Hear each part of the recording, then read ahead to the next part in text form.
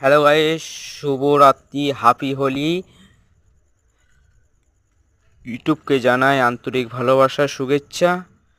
আর আমি গিয়েছিলাম আমাদের ধারে কাছে একটা বিলাসপুর মন্দির আছে। এটা হচ্ছে শিব মন্দির, খুব সুন্দর। দেখো এই মন্দিরটা খুব সুন্দর মন্দির। তারপরে আমি তো যে বুদ্ধ হয়েছিলাম, আমার তো গোটা শরীর রঙে মাখা। তারপরে এইখানে চূড়াটা দেখুন, খুব সুন্দর। তারপরে এইদিকে দেখুন গাছপালা আছে, বিউটিফুল। তারপরে এখানে নন্দী আছে। আমার মনের কথা ইচ্ছে সব জানালাম। হ্যাপি হোলি নন্দী। তারপরে এখানে দেখুন, এখানে একটা পেকুর গাছ আছে, খুব সুন্দর। অনেক পুরনো পেকুর গাছ এটা।